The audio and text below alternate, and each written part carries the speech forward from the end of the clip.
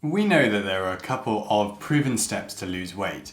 Things like a healthy balanced diet, drinking water, getting enough sleep and exercise. But even if you do these, do you sometimes feel like you struggle or lose motivation along the way? Well, there's an important part that you might be missing out on while you're trying to lose weight, and it's the weight loss mindset. If you don't have the right mindset to maintain a healthy lifestyle, losing weight can be a challenge. So let's go through some top tips today to help you develop a healthy mindset for weight loss. If you're new here, by the way, then hey, I'm James. I'm a nutritionist with a special interest in weight loss. I do weekly videos with tips to help you lose weight. So if that sounds good, then you know that you need to press the subscribe button. Okay, so let's jump straight in with number one.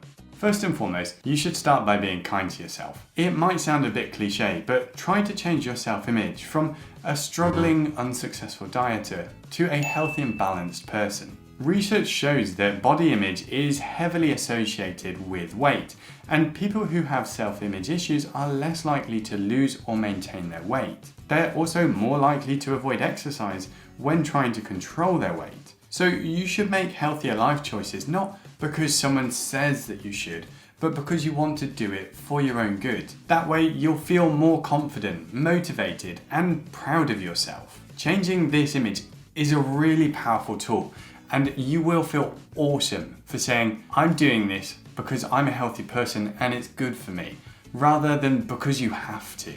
Many people tend to choose diets or diet products because they claim it's a quick and easy way to lose weight. However, current guidance recommends that losing 0.5 to 1 kilogram of weight per week is a healthy way to lose weight. So set realistic and achievable goals, and this will make you feel more motivated along the way as you accomplish them. And you might have guessed this, but setting unrealistic or unachievable goals, such as losing 5 kilograms per week, might cause you to give up in a short time when you don't see the scale move like you expected. And actually, one study which investigated weight loss expectations in about 1,800 obese women found that the ones who expected to lose the most weight in a short time were the ones that were most likely to quit the program. So, rein things in a bit and set some realistic goals. Labeling food as only good or bad is not a good way of having a healthy relationship with your food. It means you'll force yourself to only eat good foods and stay away from the bad foods, since they won't help you lose weight. Or you'll eat those bad foods and then you'll feel guilty for it. If you deprive yourself of the food and drinks that you love, then you'll probably end up quitting your plan. In my opinion, what you should do instead is to have that indulgence of yours when you really need it, but in a balanced way. If you want some wine, then go for a glass or two. If you're craving some ice cream, don't eat it straight from the tub. Instead, put a few scoops into a cup and enjoy it. One major setback to your weight loss motivation is wanting too much in a short time. Don't forget that it probably took you years to gain weight, and unfortunately, it won't take you a couple of days to shake it off. You have to be patient and follow the healthy steps to lose weight and keep it off for good. When you step on the scales and see slow progress, you might get frustrated and want to stop. That happens, unfortunately. But don't forget that, slow or not, it's still progress. Remember as well that the scales aren't the only indicator of weight loss. Do your clothes fit better? Do you sleep better and have more energy during the day? Does your skin look clearer? You'll probably find that these things happen as you lose weight, and they're just as important as the actual numbers themselves. Now, losing weight can be tough, period. Just the act of being in a calorie deficit isn't easy. So make small changes that fit into your lifestyle rather than sudden drastic changes. For example, if you suddenly decide to stop eating carbohydrates, commit to running every day and set your weekly weight loss goal way higher than it should be, then it's a bit of a recipe for quitting. Instead, aim to make 1 or 2 small changes at a time. For example, switch from putting sugar and cream into your coffee to using a sweetener, or make it your mission to walk for 10 minutes a day. Once you succeed at one, you'll feel more encouraged to accomplish your other goals in your weight loss journey. And when you take things slowly, you'll see that these changes become a lifestyle for you.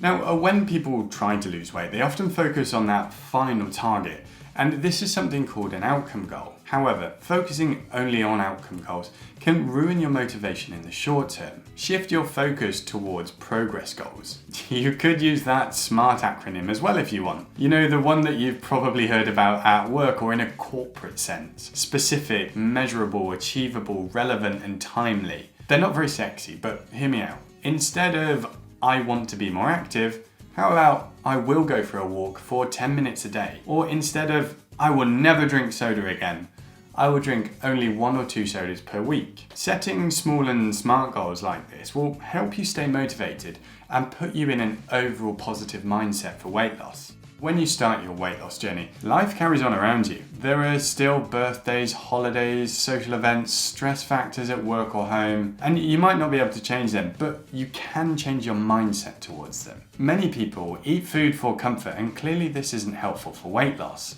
Studies show that people who eat in response to negative emotions and stress are more likely to gain weight. But on the contrary, people who are better at coping with everyday stressors are more successful in weight loss and management. But alright, the question, how can you cope with these stresses? Well, try to come up with some coping strategies for when you're at a stress point. When you do feel like that, perhaps you could go outside and take a walk, read your favourite book, or do some painting. Basically, whatever you need to do to take your mind off things while you get over that craving and the link to emotional eating. You could also plan for upcoming holidays, birthday parties, social events. Don't go to parties on an empty stomach because everything is so much harder to avoid then. And maybe set yourself a limit of 1 or 2 drinks and really savor them.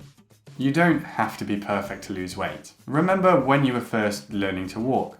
Did you walk like that without falling down a couple of times? No, you got back up and you tried again until you learned to walk. You may face some downers on your weight loss journey, but don't give up. It's totally fine and it's normal.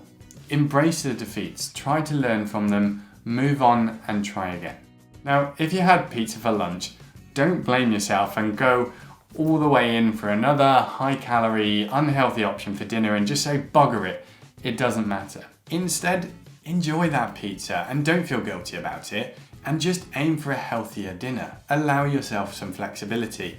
Remember that one pizza is not going to ruin all of your efforts. It's about the long term, and this links up with my final tip.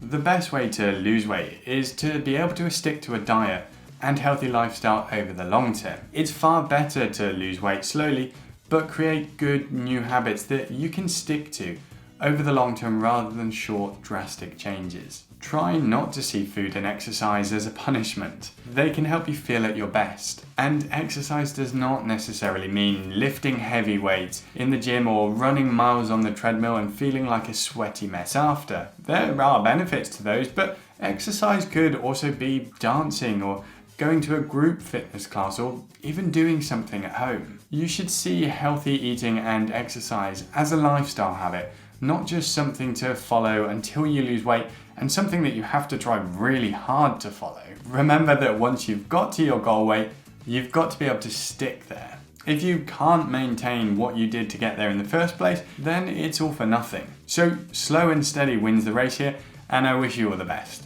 If you need any help with weight loss, by the way, then head over to hurrythefoodup.com because we have loads of free resources for you. You can even sign up to a free week meal plan for weight loss, which includes a grocery list using the link that I've put at the top of the screen now. And if you've got any questions or if you found this useful, then I would love it if you left a comment below this video. And I will see you in the next one. Bye.